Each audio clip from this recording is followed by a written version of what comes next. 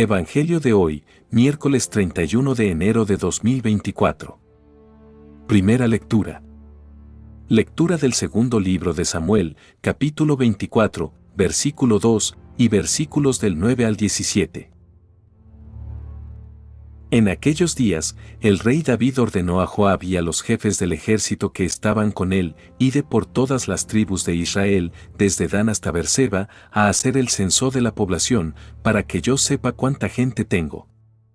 Joab entregó al rey los resultados del censo. En Israel había 800,000 hombres aptos para el servicio militar y en Judá 500,000. Pero, después de haber hecho el censo del pueblo, a David le remordió la conciencia y dijo al Señor: he cometido un grave error. Ahora, Señor, perdona la culpa de tu siervo, porque ha hecho una locura. Antes que David se levantase por la mañana, el profeta Gad, vidente de David, recibió la palabra del Señor: vete a decir a David, así dice el Señor, te propongo 3 castigos, elige uno, y yo lo ejecutaré. Gad se presentó a David y le notificó: ¿qué castigo escoges? 3 años de hambre en tu territorio, 3 meses huyendo perseguido por tu enemigo, o 3 días de peste en tu territorio. ¿Qué le respondo al Señor, que me ha enviado? David contestó: estoy en un gran apuro. Mejor es caer en manos de Dios, que es compasivo, que caer en manos de hombres. Y David escogió la peste.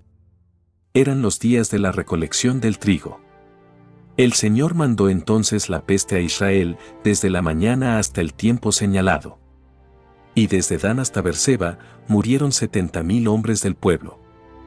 El ángel extendió su mano hacia Jerusalén para asolarla. Entonces David, al ver al ángel que estaba hiriendo a la población, dijo al Señor: soy yo el que ha pecado. Soy yo el culpable. ¿Qué han hecho estas ovejas? Carga la mano sobre mí y sobre mi familia. El Señor se arrepintió del castigo, y dijo al ángel, que estaba asolando a la población: basta. Detén tu mano. Palabra de Dios. Te alabamos, Señor. Salmo responsorial. Perdona, Señor, mi culpa y mi pecado. Dichoso el que está absuelto de su culpa, a quien le han sepultado su pecado. Dichoso el hombre a quien el Señor no le apunta el delito. Perdona, Señor, mi culpa y mi pecado.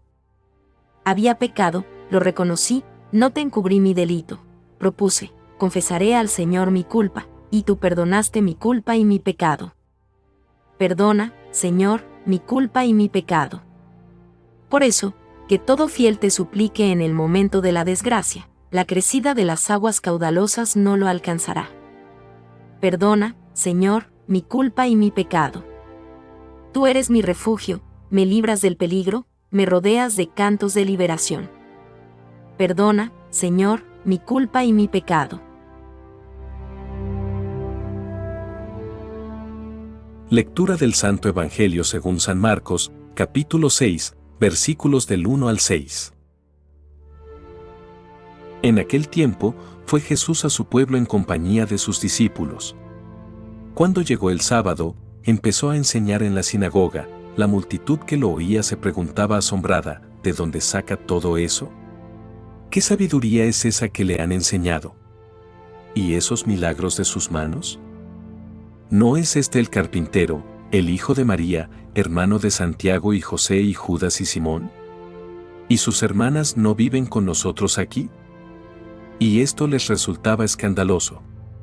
Jesús les decía: no desprecian a un profeta más que en su tierra, entre sus parientes y en su casa. No pudo hacer allí ningún milagro, solo curó a algunos enfermos imponiéndoles las manos. Y se extrañó de su falta de fe. Y recorría los pueblos de alrededor enseñando. Palabra del Señor. Gloria a ti, Señor Jesús.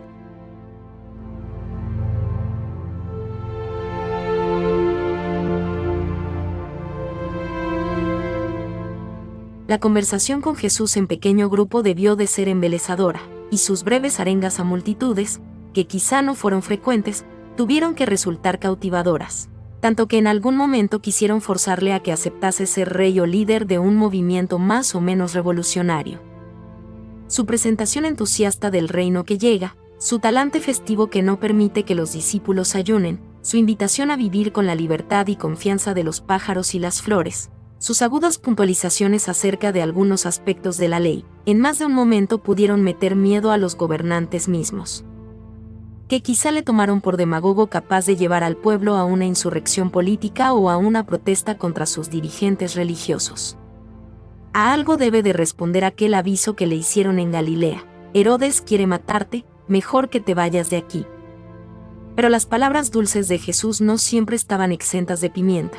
Criticaba algunas seguridades religiosas, y orientaba a cambios más radicales que echarse un simple remiendo sobre el vestido de siempre.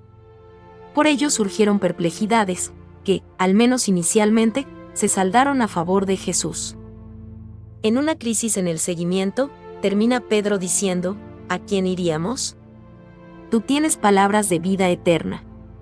Y cuando los jefes del templo y los fariseos se plantean sus dudas sobre el profetismo de Jesús, los servidores mismos de los sumos sacerdotes replican: jamás ha hablado nadie como este hombre. En ese contexto, no es extraño que al menos una vez, habiendo hecho un breve alto en el camino precisamente en su pueblo de Nazaret, el sábado le hayan invitado a hacer la lectura y el comentario en la sinagoga.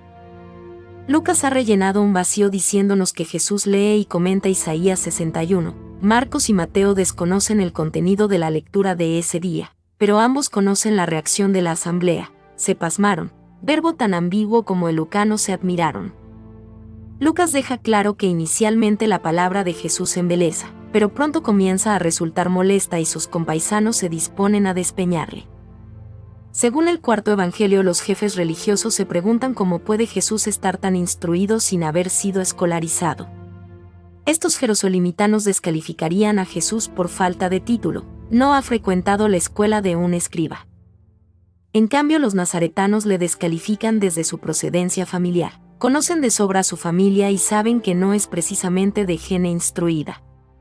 En uno y otro caso, los oyentes se protegen frente a la palabra de Jesús, que debe de ser bella pero excesivamente novedosa como para aceptarla.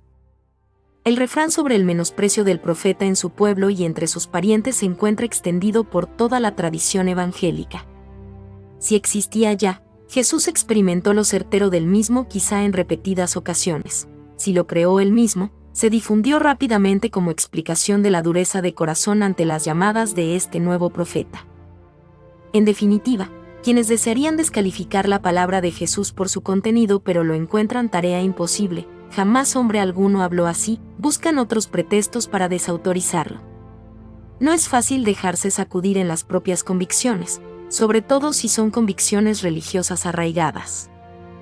Jesús esperaría otra cosa, pero ojalá no se admire de nuestra falta de fe. En este momento de reflexión y comunión con la palabra de Dios, queremos agradecerte por unirte a nosotros. Te invitamos a explorar la descripción de este video, donde encontrarás recursos y materiales que pueden enriquecer tu vida espiritual y personal. Si este mensaje te ha tocado de alguna manera, te animamos a considerar la posibilidad de suscribirte a nuestro canal. Así, estarás al tanto de futuras reflexiones y enseñanzas que compartiremos. Además, si encontraste valor en este video, sería maravilloso si pudieras darle like y compartirlo con aquellos que puedan necesitarlo. Nuestra misión es llevar la luz del Evangelio a cuantos más hogares sea posible, y tu apoyo es fundamental para lograrlo. Apreciamos tu compañía en este camino espiritual y esperamos seguir compartiendo juntos esta hermosa jornada de fe. Que la paz y las bendiciones de Dios estén siempre contigo. Gracias por ser parte de nuestra comunidad.